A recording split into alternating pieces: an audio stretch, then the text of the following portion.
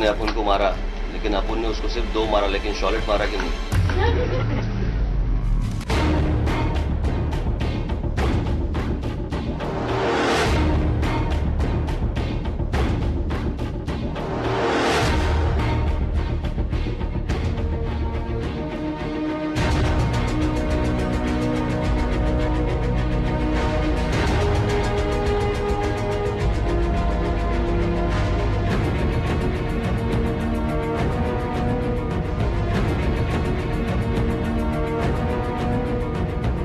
राज ठाकरे, जन्म 14 जून 1968।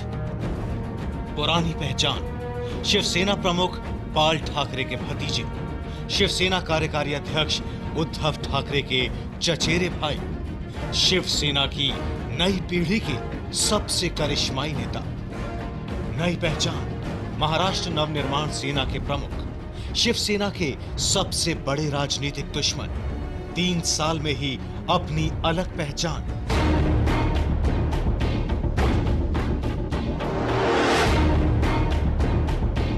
राज ठाकरे को बाल ठाकरे की परछाई से बाहर निकलकर अपनी अलग पहचान बनाने में ज्यादा वक्त नहीं लगा।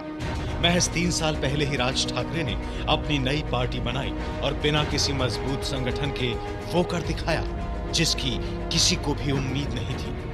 शिवसेना प्रमुख बाल ठाकरे के छोटे भाई श्रीकांत ठाकरे और बाल ठाकरे की पत्नी की सगी बहन का बेटा होने की वजह से राज ठाकरे के लिए शिवसेना से बगावत करना और अपने चाचा बाल ठाकरे और चचेरे भाई उद्धव ठाकरे के खिलाफ चुनावी अखाड़े में उतरने का फैसला इतना आसान नहीं था। लेकिन राज ठाकरे को उनकी राजनीतिक महत्वाकांक्षाओं ने खून के रिश्तों की कुर्बानी देने के लिए मजबूर कर दिया और देखते ही देखते राज ठाकरे 43 साल पुरानी पार्टी शिवसेना के लिए सबसे बड़े सिरदर्द बन गए।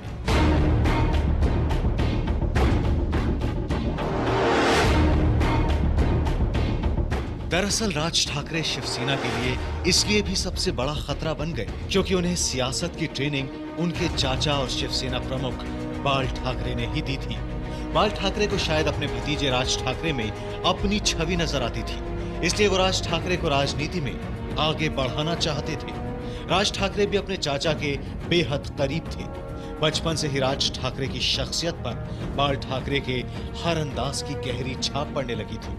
अपने चाचा बाल ठाकरे की तरह ही पेंटिंग करना, चित्रकारी करना और कार्टून बनाना राज ठाकरे की खासियत थी।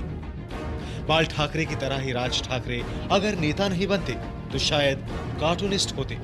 फर्क सिर्फ इतना था कि बाल ठाकरे चाहकर भी मुंबई के मशहूर college J college of arts में पढ़ाई नहीं कर पाए, जबकि राज ठाकरे ने वहां से फाइन आर्ट्स में बीए की डिग्री लेकर अपने चाचा के अधूरे सपने को पूरा किया। कुल मिलाकर अपने चाचा बाल ठाकरे की तरह ही राज ठाकरे का दिमाग भले ही नेताओं वाला हो, लेकिन दिल से वो भी उनकी तरह ही एक कलाकार है। राज ठाकरे अपने चाचा बाल ठाकरे से बहुत ज्यादा प्रभावित थे।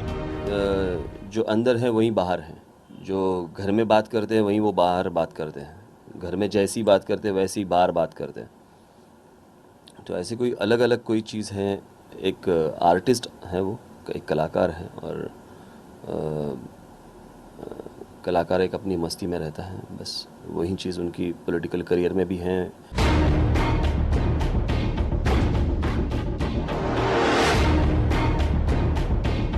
बचपन से ही राजनीतिक माहौल में पले बढ़े राज ठाकरे कलाकार बनने के बजाय नेता बन गए और जे कॉलेज ऑफ आर्ट से फाइन आर्ट्स की पढ़ाई पूरी करने के बाद राजनीति में रुचि लेने लगे।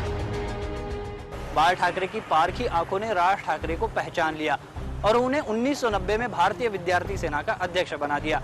राज ठाकरे ने शिव उद्योग सेना का गठन भी किया। राज ठाकरे अपने चाचा के हर अंदाज को बहुत ही बारीकी से देखकर उसकी कॉपी करने लगे और देखते ही देखते शिवसेना में जूनियर बाल ठाकरे के रूप में उनका कद तेजी से बढ़ने लगा।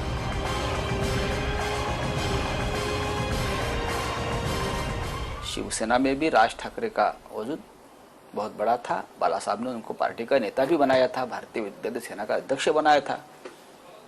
उनके पास बहुत बड़ी जिम्मेदारी थी। बाला साहब ने उनको बहुत जवाबदारी दी थी पार्टी में, और राज ठाकरे ने ये जवाबदारी निभाई भी थी, रिस्पॉन्सिबिलिटी निभाई है।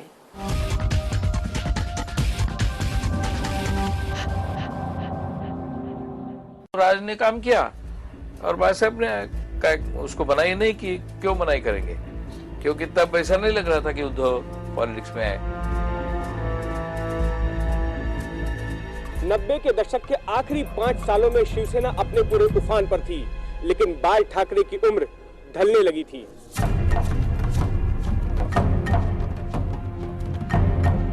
राज ठाकरे बाल ठाकरे की राजनीतिक विरासत को संभालने के लिए अपने आप को पूरी तरह से तैयार कर रहे थे।